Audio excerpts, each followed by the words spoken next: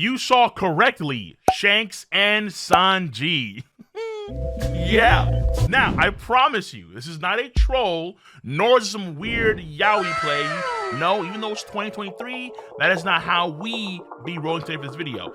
This video is going to be, I think, a pretty interesting take on two of my favorite characters of the series of One Piece, Sanji and Shanks, and it is what it is. It's going to involve some film red spoilers. No! God, please, no! So, no! If you haven't seen Film Red yet, I don't want to spoil you. You can skedaddle, and I'm going to see you later. Deuces. However, on your way out, make sure to drop that like button, baby. Subscribe to the channel, and click on that bell to join the notification squad if you enjoy my content at large. Please! I think Oda has some explaining to do, yo, because I am seeing the power scheme of Sanji elevate to a whole new level, and I'm noticing, particularly, but not exclusively, particularly after watching Film Red a few times, 5 times, that's right, the power dynamic of Sanji and Shanks are in some ways aligned in abilities and techniques. I'm noticing that there are some similarities here.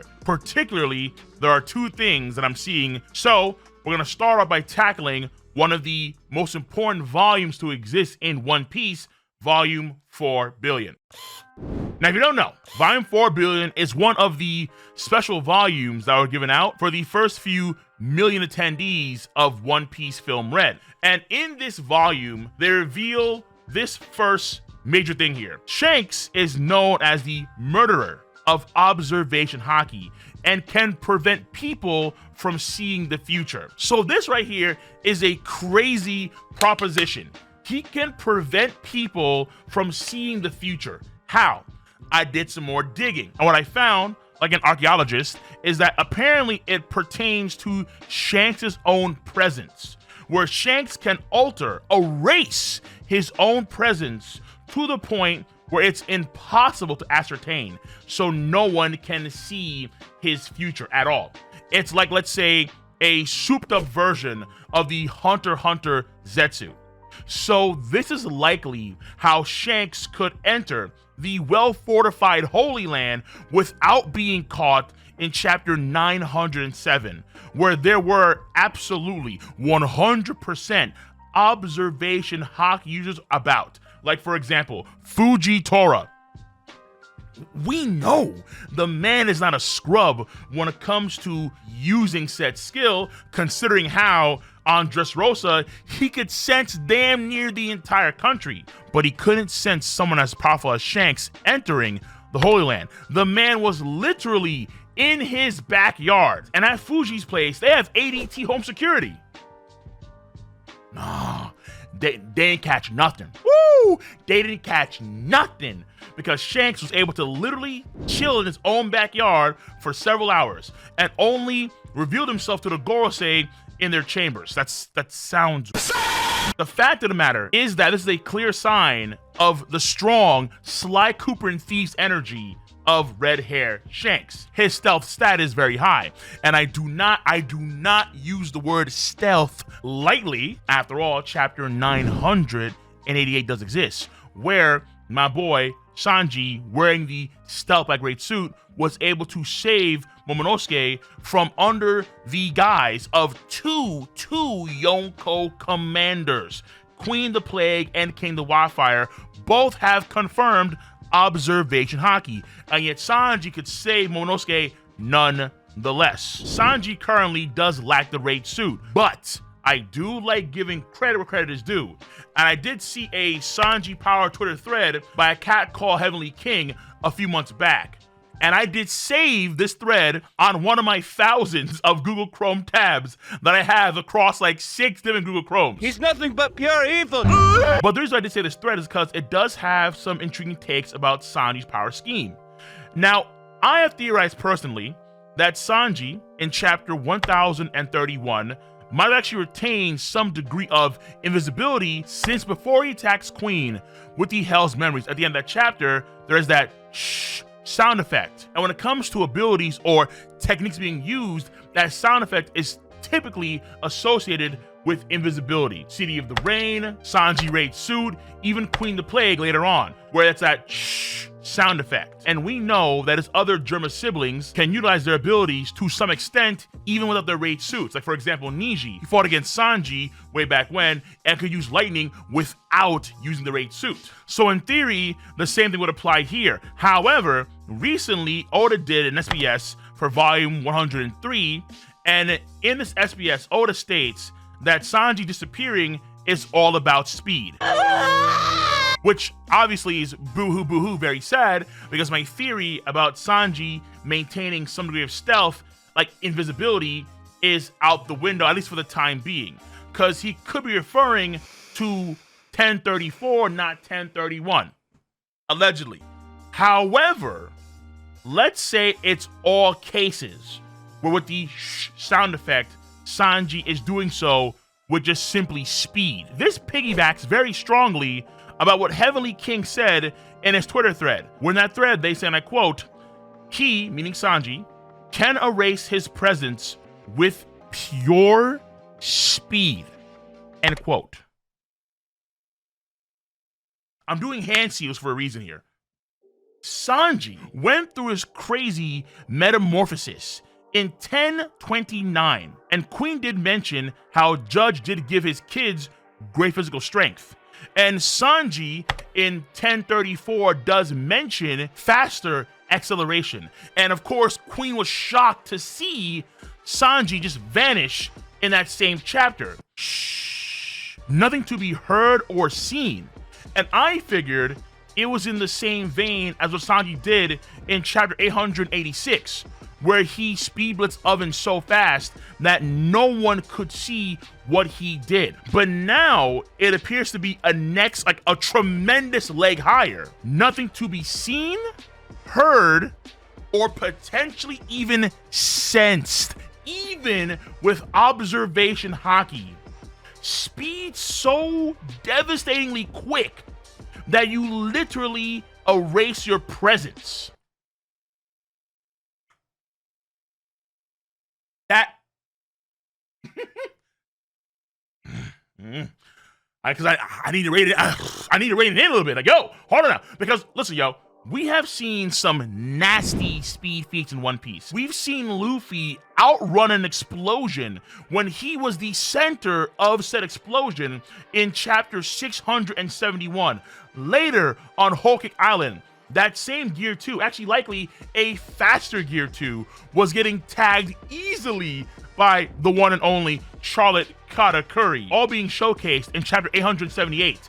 And even Niji, in that same arc, in chapter 898, revealed his light speed blade. But none of these times, with these crazy speed moments, have we ever had that shh sound effect, that suffix, whenever somebody is in motion. Not even an observation haki user as powerful as Queen the Plague could sense him for a prolonged period of time. Even going beyond that, in 1034, the mouse Chuji is there, and animals tend to have natural instincts, i.e. Goldie Roger versus Whitebeard in their primes, and creatures from the oceans are escaping because they can sense the oncoming danger. No one is sensing Sanji, though. No one. That's... wow. So, there could be more going on here. For greater context here, when it comes to Shanks, the foundation of what Shanks is doing is apparently predicated on Conqueror's Haki. That's weird. That's definitely weird, without a doubt. But apparently, according to the Wikia, who I'm assuming have better translators and translations of Volume 4 Billion, they state that the observation killing is an advanced skill of Conqueror's Haki utilization. So you're able to alter your presence with Conqueror's Haki to the point where you can actually erase it. NANI? Once again, it makes me wonder what exactly is going on here with Sanji, because Sanji appears to be doing very unique things with speed that are, at this point in time, unprecedented. But I digress, though. We have seen other folks in the past hide their presence in unique ways. Like for example, 805. After Luffy is done fighting the mink Rudy, Pedro gives the call for the minks to scatter. And the minks who are there watching, probably still, when they move, Luffy realizes, oh my god, wait, hold on, we were surrounded. Another example would be NL versus Luffy, where in real time, Luffy turned off his brain, quote unquote, and NL could no longer read Luffy's movements. But it's very, very clear here that what Shanks and what Sanji are doing, for the time being, with different techniques, is on a whole new level, considering the ways they're able to counter observation hockey. So that's numero uno. Shanks and Sanji, presence erasing. Number 2. Fire! Fire. Fire. Yeah, fire. Yeah, fire. Yeah. We see in Film Red, and it's stated in Volume 4 Billion, that Shanks can utilize essentially a flaming sword. What we see in that movie is that Shanks conjure fire. Okay, cool. And then Shanks changed the output, the strength of the fire itself in the movie, which is very, very, very similar to what Sanji can do. Now, you may think, hold on now, when we exclude the possibility of Shanks' sword eating a devil fruit, or he has a Sky Island flaming dial in that sword, Kinemon exists. Oh joy, once again, Kinemon ruining my day. Lovely. How? He should have died older. He should have died. The Firefox style that Kinemon and Zoro know, you could argue, is somewhat different. Zoro, of course, at least at this point in time, he can't conjure fire. That's the first thing. He can cut fire, cool, but not, let's say, conjure fire. Kinemon can conjure fire, but it's very, very limited to, like, just the proximity of his own blade. And we see it very clearly in 994 when he's cauterizing Kiku's wound after they lost their arm, where it's just around his sword. Okay, fair enough, fine. And maybe in the future, Zoro can do the same thing. But what Shanks does in Film Red is different. Because Shanks, at one point in time, come the end of the movie, is just standing there. Where's my sword? He raised his sword high, and then there's a column of fire that is emanating from his own blade. And then it continues to expand and grow, as if he had the Mirror no Mi and he was putting it on his blade. That, of course, would be very similar to, let's say, Sanji, where Sanji can change the output of his own fire, like ever since Fishman Island. And then, I did catch this clip on Twitter, Shanks versus Kizaru. You can actually freeze frame it on this clip, where when he deflects Kizaru's attack, there is a random red orb that Shanks makes, and then it just darts off into the left.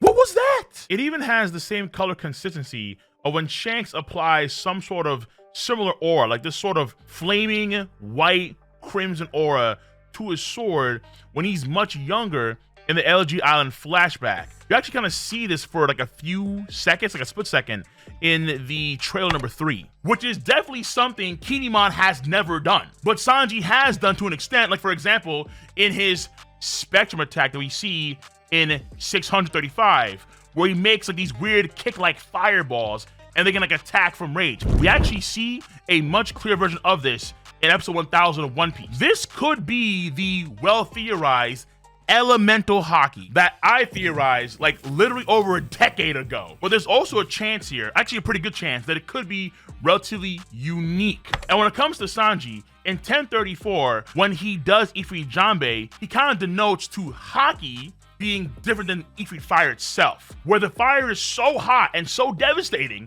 that he has to use hockey to protect his own body, which, mind you, is a souped up body even more so than its other German sibling. So how could this be unique for, let's say, these two particularly? The answer, my friends, would be what Oda will eventually tackle one day: Figaland. Oh. Most likely, it is a bloodline thing. And in the movie, they reveal this Figaland clan or family, and Shanks being likely a member of this clan slash family. And I have always wondered about the origins of a particular person in Sanji's family.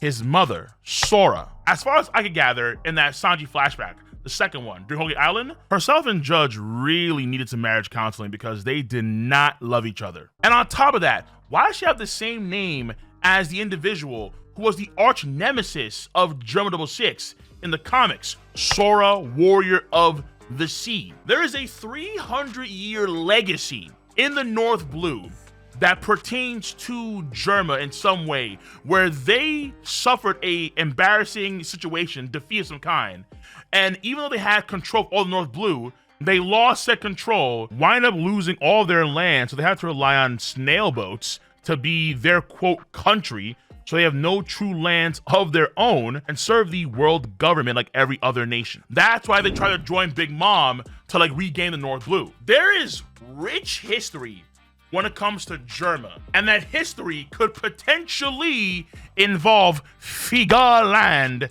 as well. So my friends, keep on thinking, because this may in fact be a video topic for another video another day. I am fire.